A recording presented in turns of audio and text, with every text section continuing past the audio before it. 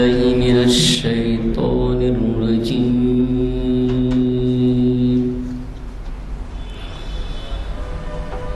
بسم الله الرحمن الرحيم.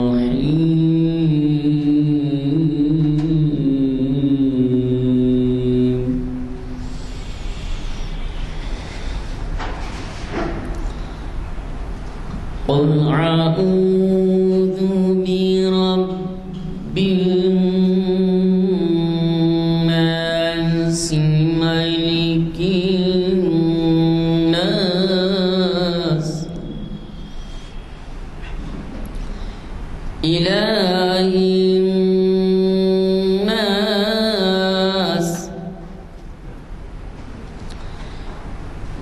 من شر الوسواس الخناس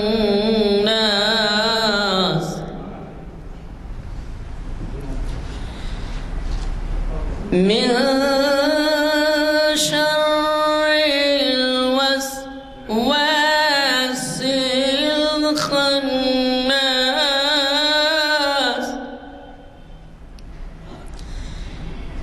الذي يوسوس في صدور الناس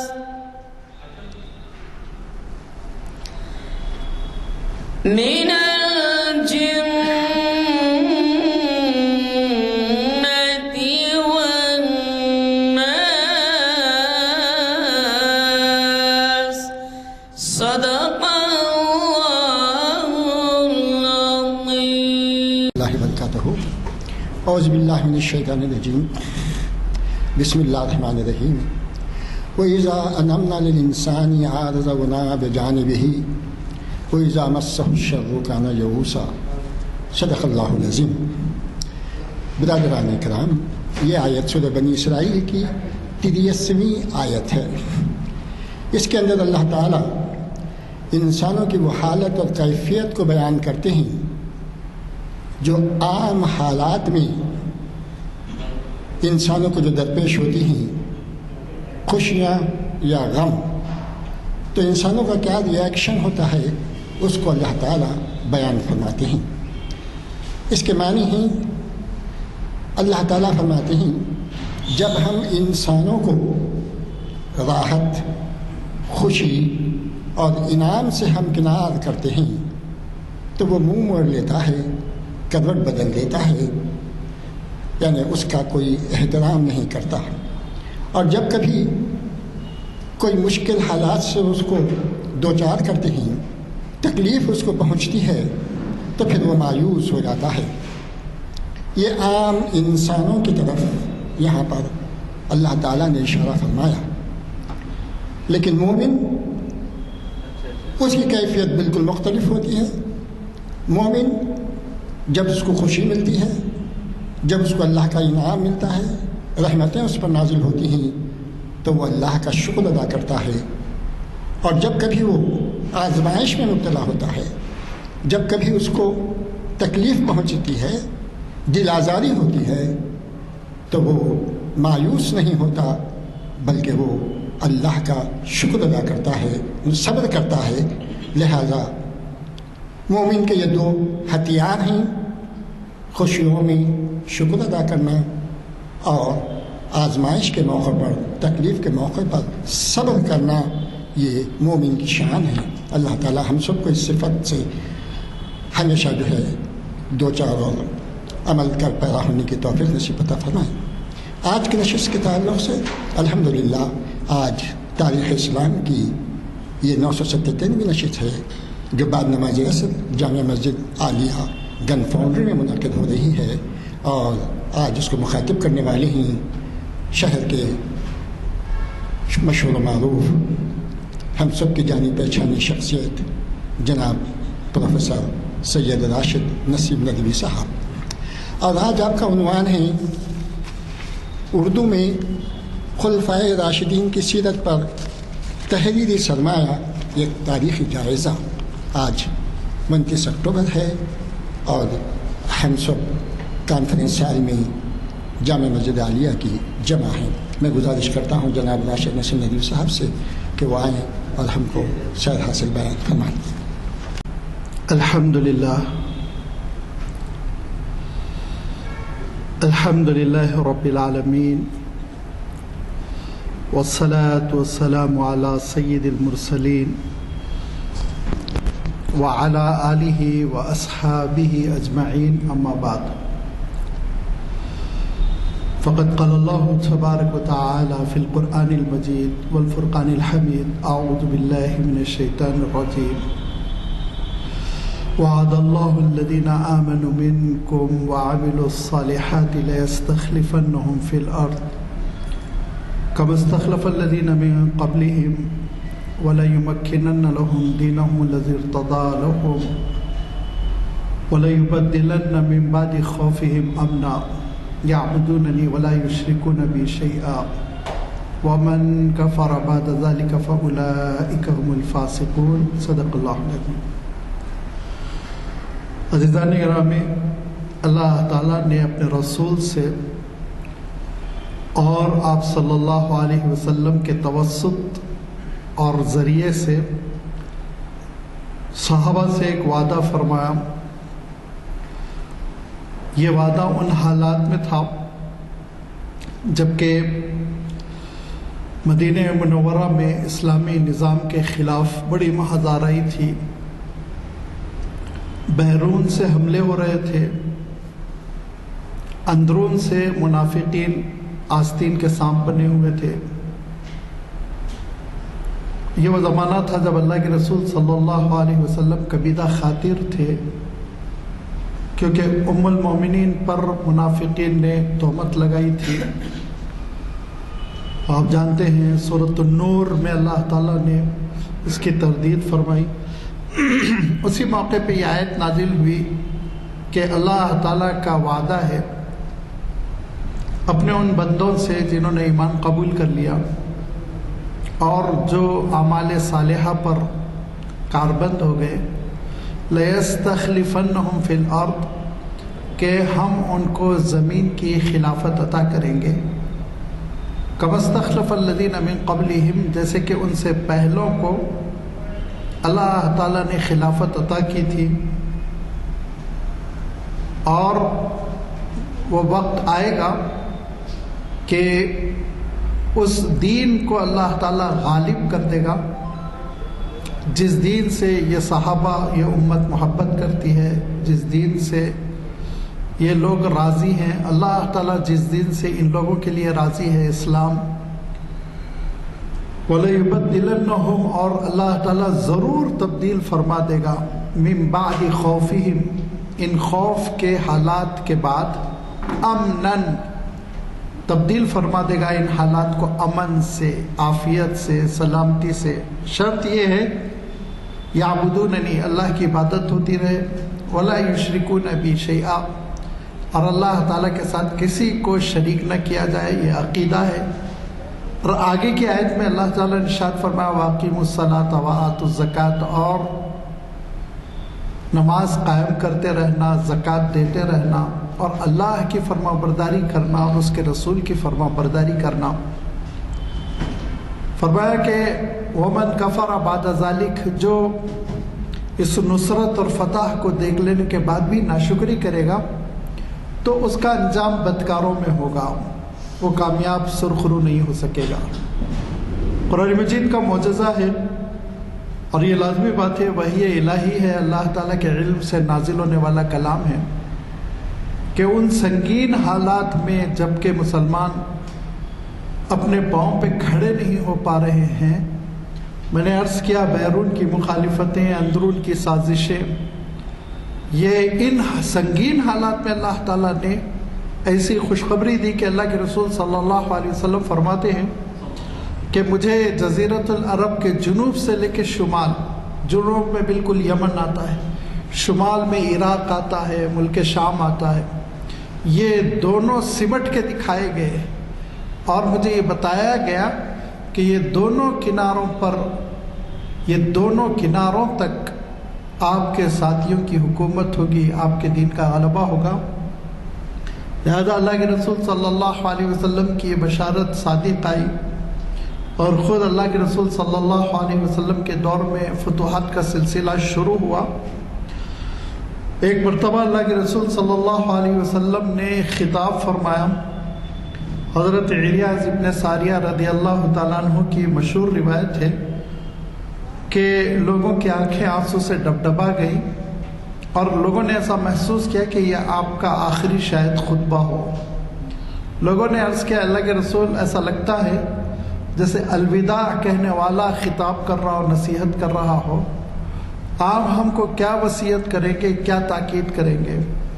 آپ صلی اللہ علیہ وسلم نے ارشاد فرمایا، دیکھو میرے بعد بڑے اختلافات ہوں گے، تمہارے لیے جو میں نسخہ دے رہا ہوں وہ یہ کہ علیکم بسنتی، تو میری سنت پر چلتے رہنا، اور سنت الخلفاء الراشدین المہدیین، ہدایت یافتہ صراط مستقیم پر گامزن میرے خلفاء کے راستے پر چلنا۔ یہ ہے خلفاء اربعہ، حضرت ابوبکر صدیق رضی اللہ تعالیٰ عنہ، حضرت عمر فاروق رضی اللہ تعالیٰ عنہ، حضرت عثمان غنی رضی اللہ تعالیٰ عنہ، حضرت علی رضی اللہ تعالیٰ عنہ۔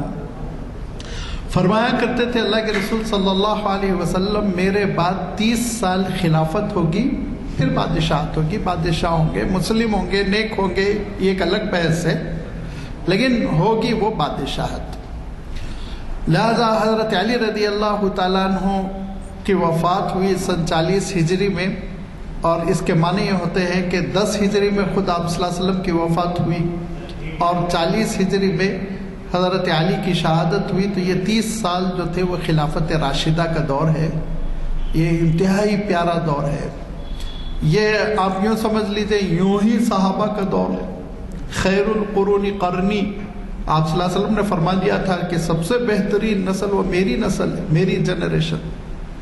پھر صحابہ میں بھی جو فتح مکہ سے اسلام پہلے قبول کیے ہیں، ان کی اہمیت بہت زیادہ ہے۔ اللہ تعالیٰ نے سورۃ الحدید میں وضاحت فرما دی، سب صحابہ ہیں، سب کا احترام ہے، لیکن فضیلتوں میں وہ صحابہ آگے ہیں جو فتح مکہ سے پہلے اسلام قبول کر چکے ہیں، کیونکہ فتح کے بعد تو اذا جاء نصر اللہ والفتح ورأیت الناس يدخلون فی دین اللہ افواجا، فوج در فوج لوگ اسلام میں داخل ہوئے، ماشاءاللہ اللہ تعالیٰ نے ان کو قبول فرمایا، انہوں نے اللہ کے رسول کو دیکھا، اس سے بڑھ کر اور کیا نعمت چاہیے۔ لیکن وہ مقام جو فتح مکہ سے پہلے صحابہ نے قربانیوں کی وجہ سے حاصل کیا، وہ مقام کو ہر ایک نہیں پہنچ سکتا۔ ان صحابہ میں جو صحابہ بدر میں شریک تھے، ان کی اور بھی فضیلت ہے۔ اللہ کے رسول صلی اللہ علیہ وسلم کے پاس حضرت جبرائیل امین آئے اور عرض کیا کہ اے اللہ کے رسول، بدر میں جو شریک کار تھے ان کا آپ کے پاس کیا مقام ہے؟ تو اللہ کے رسول صلی اللہ علیہ وسلم نے فرمایا کہ وہ میری امت کے افضل ترین لوگ ہیں۔ تو حضرت جبرائیل فرماتے ہیں اسی طرح فرشتوں میں جو فرشتے بدر میں شریک تھے وہ افضل ترین ہیں۔ اس سے آپ اندازہ کر سکتے ہیں کتنا مقام اونچا تھا۔ اچھا، پھر ان بدری صحابہ میں جن کا بخاری شریف میں پورا ایک احاطہ کر لیا گیا، لسٹ ہے کون کون سے بدری صحابہ ہیں، پورے نام آ گئے ہیں۔ ان میں عشرہ مبشرہ آپ جانتے ہیں، 10 وہ صحابہ ہیں جن کے بارے میں اللہ کے رسول صلی اللہ علیہ وسلم نے اس دنیا میں کہہ دیا کہ یہ جنتی ہیں، طے ہے، وہ عشرہ مبشرہ۔ اور ان عشرہ مبشرہ میں یہ 4 صحابہ جو خلفاء راشدین ہیں، ان کی فضیلتوں کا کیا کہنا۔ حضرت ابوبکر صدیق رضی اللہ تعالیٰ عنہ کے بارے میں اللہ کے رسول صلی اللہ علیہ وسلم فرماتے تھے کہ میں نے جب لوگوں کے سامنے اسلام پیش کیا تو لوگوں نے غور کیا، فکر کیا، کچھ وقت لیا، سوائے ابوبکر کے، بلا توقف ابوبکر نے اسلام قبول کیا، اسی لیے تو وہ صدیق اکبر ہوئے۔ حضرت عمر رضی اللہ تعالیٰ عنہ کے سلسلے میں آپ صلی اللہ علیہ وسلم فرماتے تھے یکو محدث بعدی فعمر، میرے بعد اگر کسی پہ وحی آ سکتی ہے تو وہ عمر ہیں، لیکن نبوت کا سلسلہ ختم ہو چکا ہے۔ حضرت عثمان رضی اللہ تعالیٰ عنہ کے سلسلے میں فرماتے تھے کامل الحیاء والایمان، ایمان میں بھی کامل، حیا میں بھی کامل۔ غزوہ تبوک کے موقع پر جب حضرت عثمان رضی اللہ تعالیٰ عنہ نے 1000 اونٹ، 700 گھوڑے اور 10,000 سرخ دینار اسلام کی خدمت کے لیے وقف کیا، آپ صلی اللہ علیہ وسلم کے قدموں میں ڈال دیا، تو اللہ کے رسول صلی اللہ علیہ وسلم نے اس وقت فرمایا تھا کہ ما ضر عثمان ما عمل بعد، آج کے بعد عثمان کچھ بھی کر لے عثمان کو کوئی نقصان نہیں پہنچے گا۔ کہ اللہ کے اتنے مقبول بندے ہیں۔ اور حضرت علی رضی اللہ تعالیٰ عنہ کے سلسلے میں تو آپ سوچ ہی نہیں سکتے، ایسی بات ارشاد فرمائی کہ انت یا علی بمنزلت ہارون میں موسیٰ، اے علی میرا تمہارا تعلق ویسے ہی ہے جیسے ہارون اور موسیٰ کا تھا۔ حضرت موسیٰ علیہ السلام کے بھائی تھے حضرت ہارون علیہ السلام۔ تو آپ اندازہ کیجئے کہ یہ تو میں بتا ہی نہیں پا رہا ہوں، وقت کا مسئلہ ہے، مجھے اپنے ٹاپک پہ آنا ہے، تمہید میں زیادہ دیر نہیں گزار سکتا میں، ورنہ آپ اندازہ کر سکتے ہیں صحابہ کی اتنی فضیلتیں ہیں، اتنی فضیلتیں ہیں۔ آپ حدیث کی کتابیں اٹھا لیجئے، بخاری شریف، مسلم شریف، ترمذی شریف، سیاہ ستہ، ہر ایک کے نام سے ایک ایک چیپٹر ہے فضیلتوں کا، پورا ایک ایک باب ہے۔ یہ وہ صحابہ ہیں، یہ وہ اکابر صحابہ ہیں جن کے سلسلے میں آپ صلی اللہ علیہ وسلم ارشاد فرماتے ہیں کہ علیکم بسنتی و سنت الخلفاء الراشدین المہدیین، لازم پکڑو ان کی سنتوں کو، ان کے طریقے کو۔ حضرت ابوبکر کو جس نے تھام لیا وہ کامیاب، حضرت عمر کو جس نے تھام لیا وہ کامیاب، حضرت عثمان کو جس نے تھام لیا وہ کامیاب، حضرت علی کو جس نے تھام لیا وہ کامیاب۔ یہ بشارت نبوی ہے، میرا اور آپ کا فیصلہ فتویٰ نہیں ہے۔ لہذا ان اکابر صحابہ کی زندگیوں کو معلوم کرنا یہ ہمارا فریضہ ہے کہ نہیں، ذرا سوچئے، یہ ہماری ڈیوٹی ہے۔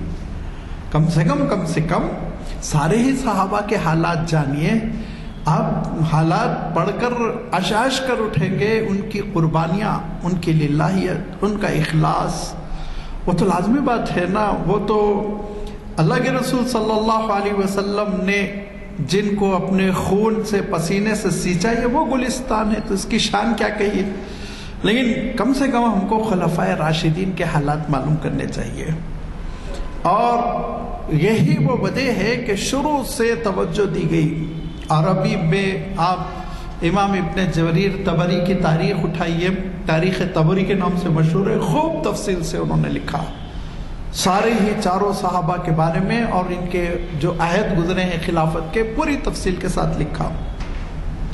پھر آپ دیکھیں گے امام ابن کثیر نے البدایہ والنہایہ میں پوری جلد لکھی ہے، پوری ایک جلد، سیرت کی جلد کے بعد یہ پورا وہ دور حضرت حسین کی شہادت تک بہت تفصیل سے لکھا، ماشاءاللہ سے کافی ہے اگر وہ پڑھ لیں، لیکن وہ عربی میں ہے اور اسلوب بھی ذرا محققانہ ہے، مورخانہ ہیں، تو عام طور پر مدارس کے فارغین بھی نہیں سمجھ پاتے، چیزائے کے اردودہ حضرات۔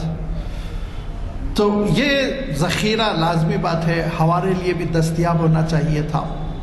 لہذا ہندوستان میں سب سے پہلے خلفائے راشدین کی سیرت کو لکھنے کا سہرا پھر وہی امام شاہ ولی اللہ رحمۃ اللہ علیہ، شاہ ولی اللہ محدث دہلوی جن کو کہتے ہیں، ان کے سر جاتا ہے۔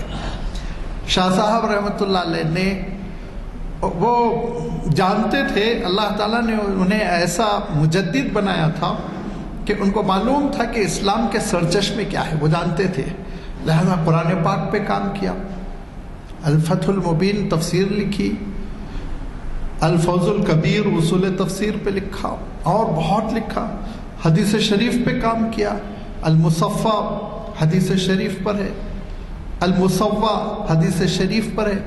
پھر خلفائے راشدین پر جب آئے تو بہت ہی محققانہ کتاب لکھی، اس کتاب کا نام ہے ازالۃ الخفا عن خلافت الخلفاء، یہ وہ کتاب ہے۔ لازمی بات ہے حضرت شاہ صاحب رحمۃ اللہ علیہ فارسی میں لکھنے کے عادی تھے، اس وقت کی سرکاری زبان تھی وہ، تو یہ کتاب اردو میں بھی طبع ہو چکی ہے، بہت ہی اہم کتاب ہے۔ اس کے بعد پھر دھیرے دھیرے علماء نے محسوس کیا کہ خلفائے راشدین کی سیرت ضرور پیش کرنی چاہیے، تو سب سے پہلے یہ احساس دامنگیر ہوا علامہ شبلی رحمۃ اللہ علیہ، لیکن انہوں نے لکھی حضرت عمر کی سیرت، کیونکہ حالات کچھ ایسے تھے کہ حضرت عمر رضی اللہ تعالیٰ عنہ کی شخصیت کو پیش کرنا زیادہ ضروری تھا. لیکن انہی کے ایک معاصر ہیں جو حیدرآباد کے بڑے محسن ہیں، یہاں کے مذہبی امور کے وہ صدر الصدور تھے اور عثمانیہ یونیورسٹی کے پہلے وائس چانسلر تھے، نواب حبیب الرحمن خان شہروانی. نواب حبیب الرحمن خان شہروانی، اگرچہ اصلی وطن ان کا علی گڑھ تھا لیکن وہ یہاں تشریف لائے تھے اور یہاں ان کا قیام رہا، اور اس وقت کی مملکت نے ان کو صدر الصدور کا خطاب دیا. صدر ارجنگ کے نام سے وہ جانے جاتے ہیں. بہت بڑے محقق، ادیب اور انتہائی بصیرت افروز کتابوں کے مصنف، علماء سلف، نابینا علماء. تو ان کی ایسی کتاب ہے، ایک بار آپ حاصل کر کے ضرور پڑھیے. ان علماء پر ہے جو نابینا تھے لیکن ان کے جو کارنامے رہے نابینا علماء کے، وہ اس کا جو تاریخی اور تحقیق کے ساتھ، ایسے سرسری لکھ دیا نہیں، بہت تحقیق کے ساتھ جو تذکرہ انہوں نے مدون کیا وہ قابل مطالعہ ہے. نواب صاحب کو خیال آیا کہ حضرت ابوبکر صدیق رضی اللہ تعالیٰ عنہ کی سیرت لکھی جانی چاہیے، کیونکہ میں نے گزشتہ گفتگو میں آپ صلی اللہ علیہ وسلم کی حیات طیبہ پہ جو اردو کی کتابیں ہیں ان کا تذکرہ کیا تھا. تو اس زمانے میں آپ صلی اللہ علیہ وسلم کی سیرت پر بہت مشہور کتابیں آ چکی تھیں. ان کتابوں میں سیرت النبی، رحمت للعالمین اور بھی 2-3 کتابیں منظر عام پہ آ چکی تھی. تو ادھر خلا تھا کہ خلفائے راشدین پر لکھا جائے. لہذا انہوں نے حضرت ابوبکر صدیق رضی اللہ تعالیٰ عنہ کی شخصیت کو اپنایا اور سیرت الصدیق کتاب لکھی. سیرت الصدیق نواب حبیب الرحمن خان شہروانی صاحب کی، بہت پیارا ادبی اسلوب، بہت اچھا اسلوب. لیکن پتہ نہیں کیوں بازار میں وہ کتاب اویلیبل نہیں ہے. لائبریریز میں ہے، آپ چاہے آصف جائی لائبریری جائیے، عثمانیہ یونیورسٹی کی لائبریری جائیے، اور بھی پرانی لائبریریوں میں ضرور وہ کتاب ملے گی. لیکن آج کل طبع نہیں ہو رہی ہے، طبع ہونا چاہیے اس کتاب کو اور بازار میں اویلیبل رہنا چاہیے. بہت ہی شاندار کتاب ہے حضرت ابوبکر صدیق رضی اللہ تعالیٰ عنہ کی سیرت پر. کیونکہ حضرت ابوبکر صدیق رضی اللہ تعالیٰ عنہ کی شخصیت میں جو ہمارے لیے قابل تقلید نمونہ ہے وہ یہ کہ حضرت ابوبکر صدیق جب امیر المؤمنین بنے تو آپ نے جو ایجنڈا اپنایا کہ میں اللہ کے رسول صلی اللہ علیہ وسلم کے منہج سے بال برابر نہیں ہٹوں گا. ضد تھی، اگر یہ لفظ کہنا صحیح ہے، اصرار تھا. آپ نے سنا ہوگا وہ واقعہ کہ جب ایک قبیلہ مرتد ہوا، مرتد اس معنوں میں نہیں، نعوذ باللہ، کہ اللہ کا انکار، رسول کا انکار. انہوں نے یہ کہا کہ جب اللہ کے رسول صلی اللہ علیہ وسلم وفات پا چکے ہیں تو ہم بیت المال میں زکوٰۃ کیوں دیں، ہم خود خرچ کر لیں گے، غریبوں میں دے لیں گے. اس چھوٹے سے مسئلے میں حضرت ابوبکر نے کہا میں ان سے جنگ کروں گا. تو حضرت عمر رضی اللہ تعالیٰ عنہ نے کہا آپ مسلمانوں سے جنگ کریں گے؟ تو حضرت ابوبکر نے کہا ہاں میں جنگ کروں گا. تو کہا مناسب نہیں ہے، ایسا آپ نہ کریں، یہ فیصلہ آپ نہ کریں. تو زور سے ہاتھ مارا حضرت عمر کے سینے پہ اور کہا اجبار فی الجاہلیہ و خوار فی الاسلام. جب دور جاہلیت تھا تو آپ پہلوان تھے، اب مسلمان ہو گئے، حالت اسلام میں نرم پڑ گئے آپ. میں تو ان سے اگر زکوٰۃ میں اللہ کے رسول اونٹ اصول کرتے تھے اور اونٹ کے ساتھ رسی آتی تھی، اور اگر یہ رسی بھی دینا انکار کرے تو میں لڑ کے رسی بھی لوں گا، بال برابر میں منہج نبوت سے نہیں ہٹوں گا. یہ انشرا تھا حضرت ابوبکر کو. اور پھر حضرت ابوبکر صدیق نے یہ فرمایا جو تاریخی جملہ ہے، اَيَنْقُصُ الدِّينُ وَأَنَا حَيٌّ، یہ نہیں ہو سکتا کہ میں زندہ رہوں اور دین میں کمی ہو بیشی ہو، میں نہیں قبول کروں گا. دین ویسے ہی رہنا ہے جیسے اللہ کے رسول صلی اللہ علیہ وسلم کے زمانے میں تھا.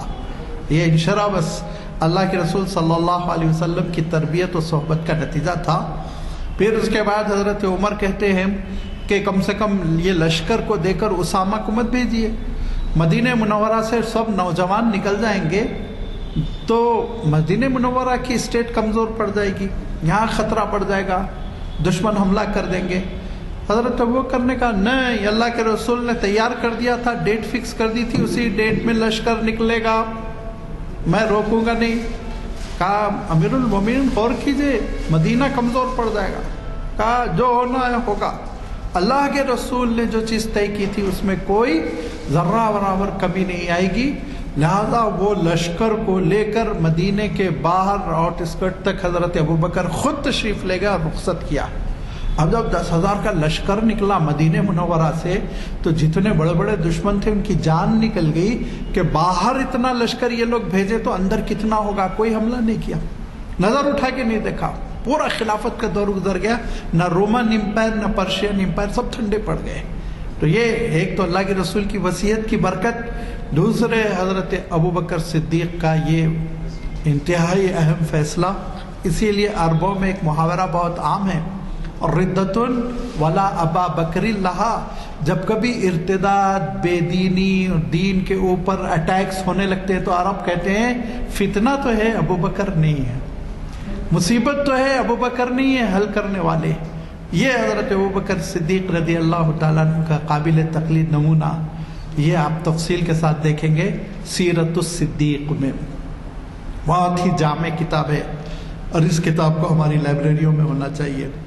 اور پھر میں نے اشارہ کر دیا کہ علامہ شبلی نعمانی نے جب یہ دیکھا کہ مستشرقین شریعت اسلامی پر, تاریخ اسلامی پر لگاتار اٹیک کر رہے ہیں تو علامہ شبلی نے قلم اٹھایا اور حضرت عمر رضی اللہ تعالیٰ عنہ کی سیرت لکھی الفاروق کے نام سے.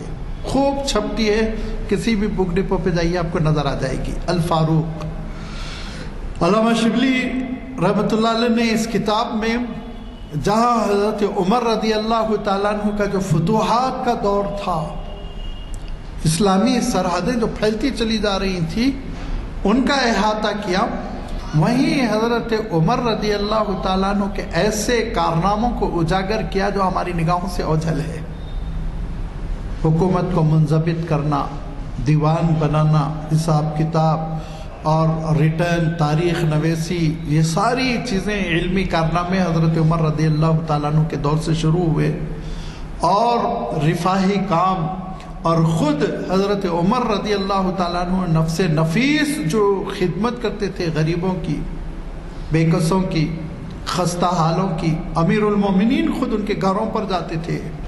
جب ایک بیوہ کی شکایت رات میں چیک کرتے ہوئے حضرت عمر کو ملی تھی کہ بیوہ کے گھر کھانا نہیں ہے, تو حضرت عمر رضی اللہ تعالیٰ عنہ نے بیت المال سے آٹے کا تھیلا لیا اور اپنی پیٹھ پہ رکھا. تو غلام نے کہا کہ میں لے کے چلتا ہوں, وہیں چلیں گے, میں لے کے چلتا ہوں. کہا تو آئے گا قیامت کے دن میرا بوجھ اٹھانے کے لیے. حضرت عمر رضی اللہ تعالیٰ عنہ نے اپنے پشت مبارک پر وہ آٹے کا تھیلا رکھا اور رات ہی میں اس خاتون کے گھر گئے اور ان کو دیا کہ آپ روٹی پکائیے, ایسے بچوں کو بھوکا نہ سلائیے. یہ مثال تاریخ میں نہیں ملتی. اور وہ مستشرقین کا دور تھا اور اس وقت مملکتیں آزاد ہو رہی تھی, جنگیں ہو رہی تھی, پہلی جنگ, دوسری جنگ, عالمی جنگیں.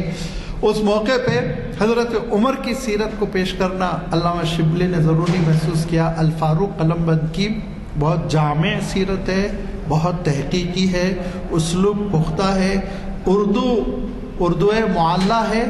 اور یہ عذر نہیں کرنا چاہیے کہ ذرا اردو ہارڈ ہے, اگر ہارڈ ہے تو سیکھیے, پڑھیے.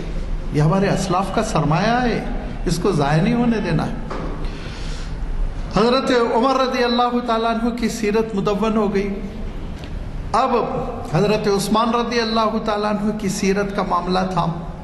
تو علی گڑھ کے ایک نامور پروفیسر تھے مولانا سعید احمد اکبر آبادی. وہ شعبہ اسلامیات کے پروفیسر تھے, بہت محقق تھے, بڑا تحقیقی مطالعہ کرتے تھے. البرہان ایک مجلہ نکلتا تھا دلی سے, شاید اب بھی نکلتا ہو.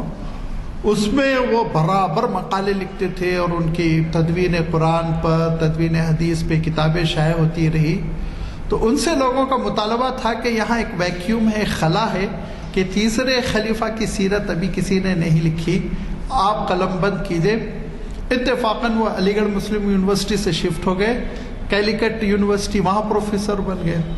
وہاں ان کو بڑی آب و ہوا سازگار ملی, خاموشی, کوئی پلیوشن نہیں, سمندر کے کنارے, وسیع و عریض یونیورسٹی کی وہ جو کیمپس ہوتے ہیں, وہ عمارتیں, لائبریری بہت اچھی، لہذا انہوں نے لکھنا شروع کیا، اور عثمان ذی